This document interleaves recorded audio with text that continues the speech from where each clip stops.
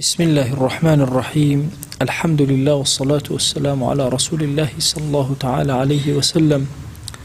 ربنا أرنا الحق حقا وارزقنا اتباعه وأرنا الباطل باطلا وارزقنا اجتنابه.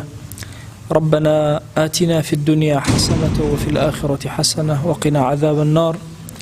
برزان خوشوستانم لخزمة كتاب نيابي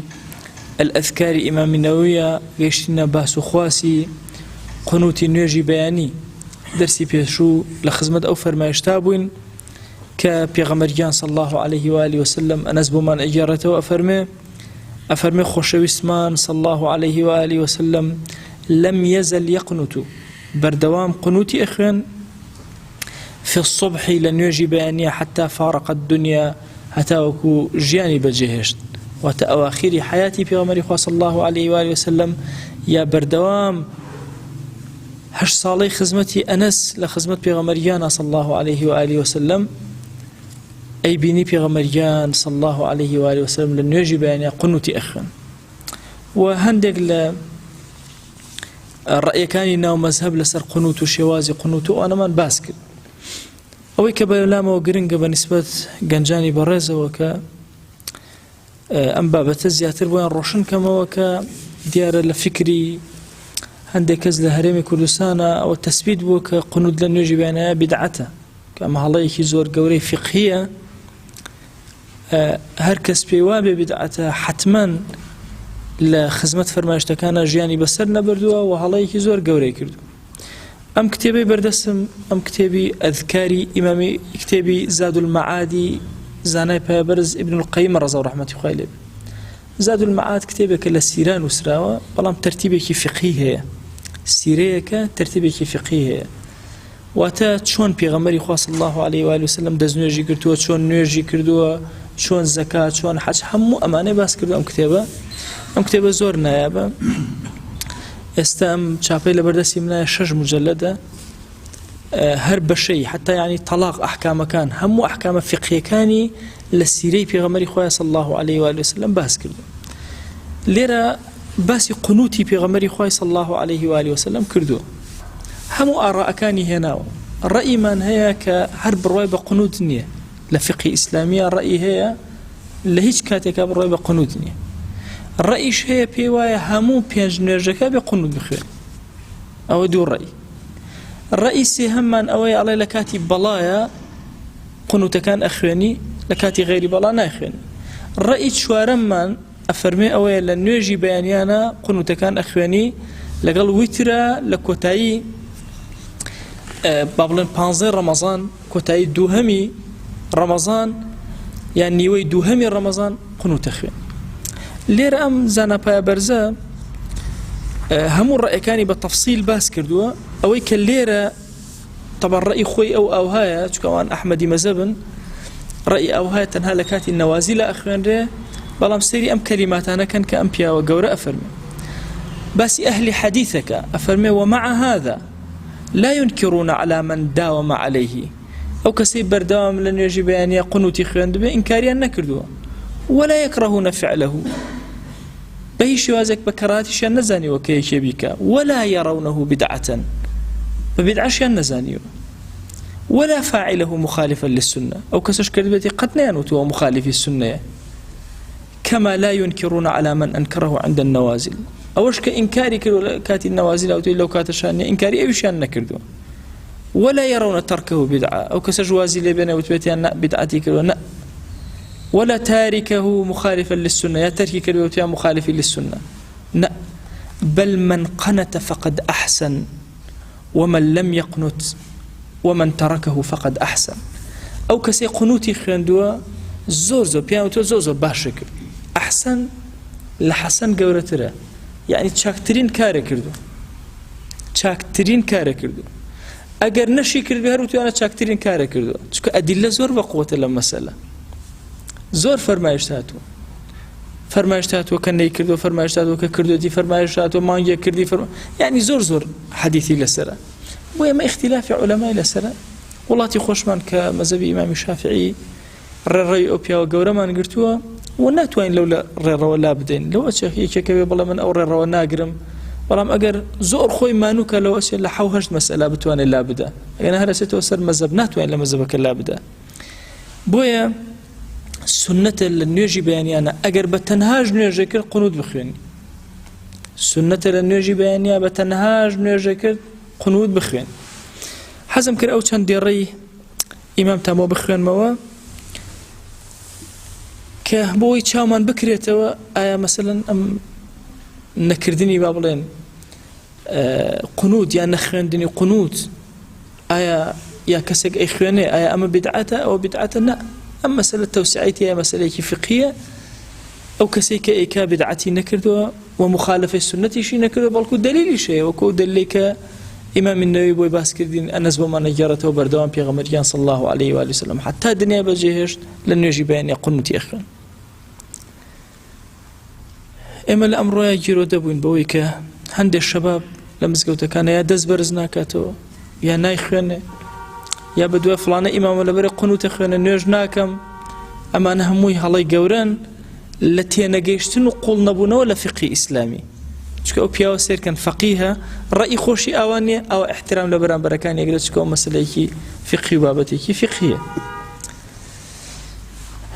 یینەوە خزمەت ئەذکاری ئیمامی نەووی لە ئەذکارە لە دوای ئەو فەسڵەکە باس ئەکا ئەفەرمێ بزانە شوێنی قونوت لە نوێژی بەیانیە لە دوای ئەوەی سەرە بەرز کردەوە لە ڕکوعە لە ڕکاتی دووهەمە ئەلەو کاتە ئیمامی مالیکە فەرمێ پێش ئەوە ئەصحابی ئیمامی شافعی فەرمویانە ئەگەر کەسێ پێش ڕکوع کردی قونوتی خوێن بۆی قبول ناکرێ ئەبێ ئیعادەی کاتەوە دوای ڕکوع بیخوێنە دلیل لەسەر ئەم مەسئلە ئەوەیە کە حەسەنی کوڕی عەلی بۆی گێڕاوینەتەوە کە پێغەمبەریان صلی الله عليه و آله وسلم ئەڵێ پرسیار وتم ئەی پێغەمبەریان صلی الله عليه و آله وسلم فێرم کە چەند کەلیمەیە بڵێم لە نوێژی ویترە باشە لە قونوتی ویترە وتي اللهم اهدني فيمن هديت وعافني فيمن عافيت وتولني فيمن توليت وبارك لي فيما أعطيت وقني شر ما قضيت فإنك تقضي ولا يقضى عليك وإنه لا يذل من واليت تباركت ربنا وتعاليت فرمي أم كلمات أنا فير أما نبله أفرمي أم دعايا محمد كري حنيفة ككري إمام علي رضي الله رحمة الله عليه أم دعايا فرمي باوكم لنيجي بيانية وات إمام علي طبعا محمد كري حنيفة لا فاطمة نية لجنيكي تري إمام علي أفرمي باوكم وات إمام علي لنيجي بيانية كقنوتي أخوان أم دعايا أخوان اللهم اهدنا في من هديت أم دعايا أخوان إن جاء لأخيرة وسنة إنسان صلوات بلا سر في غمريان صلى الله عليه وآله وسلم وصلى الله على النبي يان هر كلمة يكترك بكارين صلوات بدا إن جاء للروايات كترها هاتوك عمر كري خطاب أبم شوازة قنوتي خياندوا اللهم إنا نستعينك ونستغفرك ولا نكفرك ونؤمن بك ونخلع من يفجرك خوايجان پشت بتو أبسين داوي لبردن لتو أكين قد كفران بتو ناكين باورمان بتو هيا پشتكين يا واز أهينين لو كسيكوا إلحاد لقلتو أكا ملحدة بتو فجور برامبر بتو أكا خوايا بس تو أبرسين اللهم إياك نعبد ولك نصلي ونسجد خوايا نوج بوتو أكين سجد بوتو أبين وإليك نسعى ونحفد بولاي توين خمان ملمن كش أكين لبيناو تويا نرجو رحمتك ونخشى عذابك رحمتي تومان أبي ورجاء مانا لعذابي تو أترسين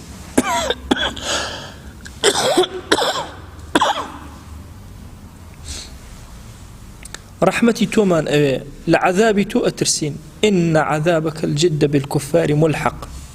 عذاب التندكيتو پروردگارا أقات كافر كان اللهم عذب الكفرة الذين يصدون عن سبيلك خوايا سزاي أو كافران بدك الرقري لبرنامكي تو أكن كبيغمبري تو بدرو أخنوا كشر جنگ لقل أولياء تو أكن ويقاتلون أولياءك دي خوايا لقناهي إيمان داراني نيرو مببورة لمسلماناي نيرو مببورة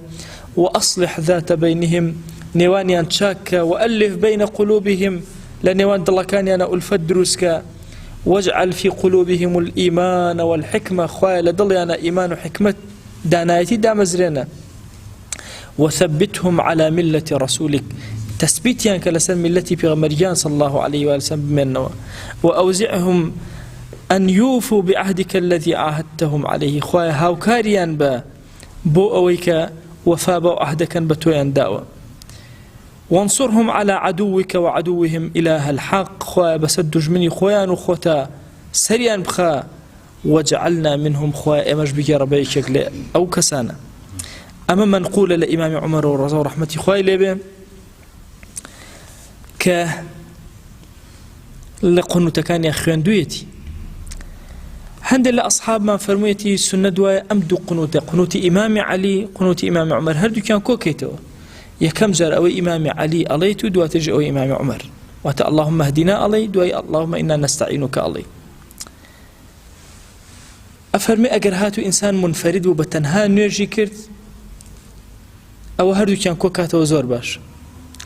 أجر هاتو لجماعتك ولجمعك أبو أو تنهاية كم يعني وإمام علي بخيانة باش إلا ما قر خلك بير رازي بن أو كاتب وهي تطويل كاتب دريجي كاتب إن جاب زانا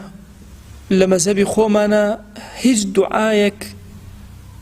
لدعاء كان يا بلين تنهى أم دعانا النية أكري هر دعايك فأي دعاء دعا به حصل القنوت هر دعاء لدعاء كان بخيانة وكوا قنوتك يخوان دبي حتى أجر آياتي لا آيات ينشن آياتي في القرآن بخوانته وكدعايتي هر وكوا قنوتك يخوان دبي مهم دعايتي أبي وآياتاني كإخواني هندق لأصحابش فرمان خير يتعين إلا باللهم اهدنا في من هديت بلي إلا أبي أو لفظانا بكار بيني دي بزانا أجر إنسان إمام بو سنة وهاي بلي اللهم اهدنا في من هديت نلي اللهم اهديني أجر بو خود ويبقى مفرد بخوانا أجرنا بعام بخوانا اللهم اهدنا في من هديت وعافنا في من عافيت همو بصيغة جمع بلي كراهتي إمام تنهى دعاء بو خويبك أفرمتش كما مكروه بو إمام تنهى دعاء بو خويبك تخلق آميني بوبك پیغمبر صلى الله عليه وآله وسلم فرمويتي لا يؤم عبد قوما هج عبدك لعبد كان با إمامات بو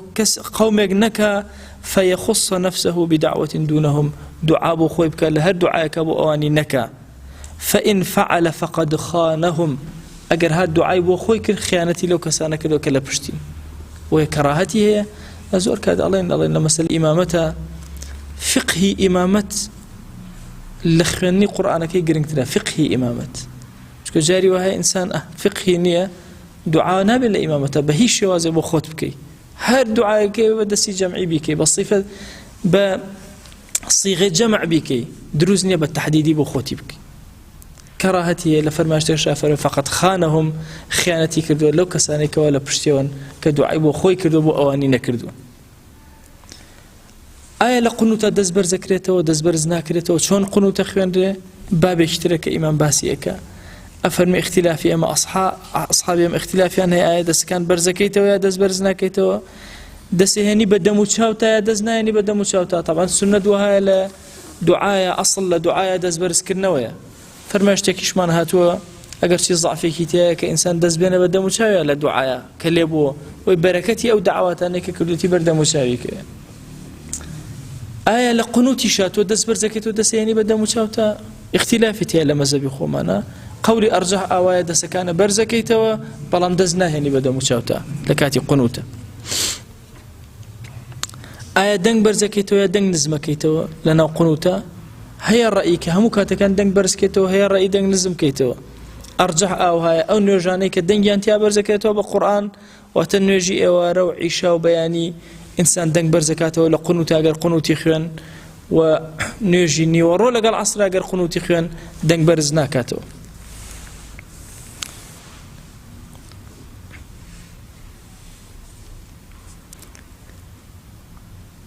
أجر كسي مأمون بو قنوتي خين دنگ برز كاتو يا دنگ برز ناكاتو أصل وايا كدنگ برز ناكاتو تيا پیغمبر صلى الله عليه وآله وسلم بدنگي برز قنوت كان يخين كاتك دعاء أكر لو كافروا بيدينانك لا لبئر معونة حفتا الصحابة شهيد كرد كدعاء لي أكردن دنجي برز أكرد ولا كاتي دعاء كان فرما يشتك أبو هريرة بمان أجارته وجارك أبو هريرة رضي رحمة خواه لبه فرمو بيتان علم استا پیغمبریان صلى الله عليه وسلم چون قنوتي خوند فرمو إذا رفع رأسه من الركوع من صلاة الصبح في الركعة الثانية أجر هاتو السري برزة كردوا پیغمبریان صلى الله عليه وآله وسلم لركاتي دوهما لنيجي بيانية يرفع يديه فيها هردو دسكاني برزة كردوا فيدعو بهذا الدعاء أم دعاء أخوان اللهم اهدني فيمن هديت وعافني فيمن عافيت وتولني فيمن توليت وبارك لي فيما أعطيت وقني شر ما قضيت إنك تقضي ولا يقضى عليك إنه لا يذل من واليت تباركت ربنا وتعاليت أفرمي ما يشتا دليل لسر أويك إنسان دز برزكاته بدنجي برزيش بيخوانه ولا نيجي بيانيش عينا أنفر ما يشتا أبيت الدليل كتير ومذهب إمام الشافعي لسر أويك قنود لن يجي بياني أنا سنتك لا سنة كان وكو أبو هريرة رضي رحمة خواه لبي بو أصحابي باس كردو بو هندق للتابعين داوا أكن لذاتي باكي پرورد قال لي أبارنا ولي ألالينا خواه ببركتي أم كتابة ببركتي أم كلمات فرماشتاني لخزمتي أنا أبوين خواه درقا خير بسر من أبكر وسر فرازي أم دنيا أو دنيا منك وعاقبة من خيرك آمين آمين والحمد لله رب العالمين.